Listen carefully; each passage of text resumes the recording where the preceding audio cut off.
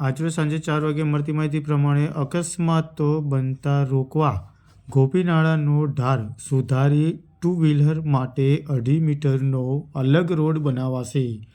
મહેસાણાના ગોપીનાળા પાસે આવેલા જોખમી ઢાળની સમસ્યાને હળવી કરવા મહાનગરપાલિકાએ કામગીરીનો આરંભ કરી દીધો છે.